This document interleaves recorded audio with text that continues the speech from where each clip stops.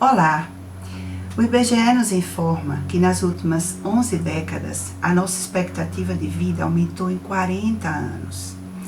E o meu questionamento é o seguinte: será que nós estamos preparados para enfrentar os nossos 90 anos, enfrentar a nossa solidão e preparado para sermos mais intensos do que extensos?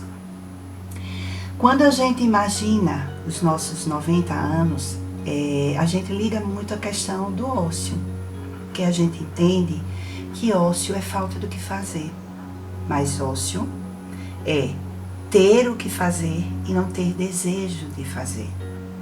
A Adélia Prado sempre fala sobre o tema da finitude em seus textos, especificamente tem um que ela fala assim: eu não quero o queijo, eu não quero a faca, eu quero a fome. E ela fala exatamente dessa vontade, desse desejo de fazer coisas. Quando a gente fala sobre o idoso, a gente relaciona muito a questão da aposentadoria. É como se a gente vinculasse a pessoa do idoso a aposentos. Até do inglês quer dizer retired, que quer dizer retirada. É como se a gente retirasse ele da civilização. É comum a gente ver as pessoas fazerem algumas travessuras para se manter jovem, que é a chamada obsessão ebiátrica, que ebi quer dizer juventude. E aí eu cito aquele livro da Evelyn Bassoff, Mães e Filha. Ela tem uma filha que está na adolescência e quando ela percebe que a filha está começando a ficar mais velha, ela não aceita o próprio ciclo dela de perda de juventude. Então ela começa a se misturar com a sua filha, começa a querer vestir como ela, começa a querer se portar como ela. Elas se desencontram, né? Elas começam a fazer movimentos que são parecidos, só que lá na frente é que elas vão se encontrar. Como é comum isso acontecer? E aí, mais uma vez, eu cito a Adélia Prado quando ela diz assim: juventude de espírito, eu não quero para mim. Eu acho horrível quando o espírito começa a fazer trejeitos. Clarice Lispector também tem um texto que chama-se Medo da Eternidade. Nesse texto, ela fala que ganhou um chicle da irmã. Ela chama chiclete de chicle. E a irmã falou para ela que seria uma bala que não acaba nunca. E ela teve a triste surpresa de que a bala perdia o doce. E ela ia fazer o que com aquela borracha?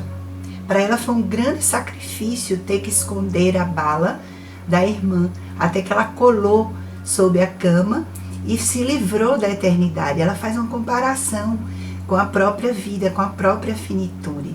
Porque se a gente parar para pensar, o que seria da vida se fôssemos eternos? Será que valorizaríamos toda a nossa vida? E aí, outra coisa também que eu me lembro quando eu falo de vida, de felicidade, de finitude, de longevidade, eu lembro, por exemplo, dos nossos livros de autoajuda. É comum a gente ler livros de autoajuda e achar que vai encaixar na vida da gente, né?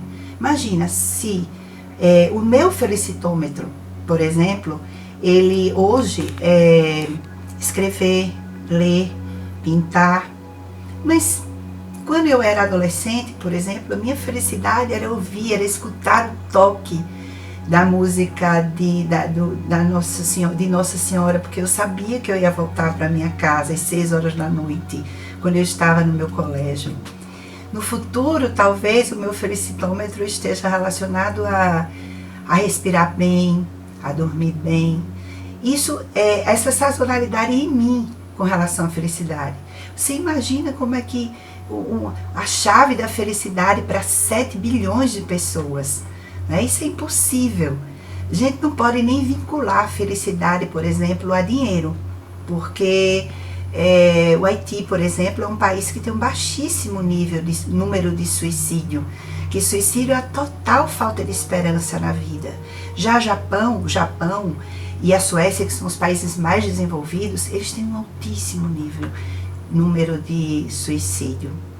E quando a gente lembra de Niemeyer, né? Por que Niemeyer ficou 104 anos fazendo projetos?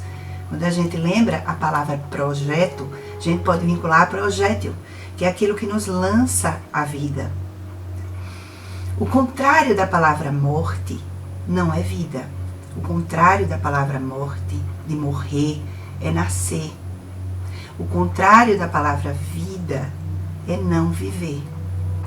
E a gente fica com a trova do gaúcho Mário Quintana, que diz assim: um dia, pronto, me acabo, pois seja o que tem de ser.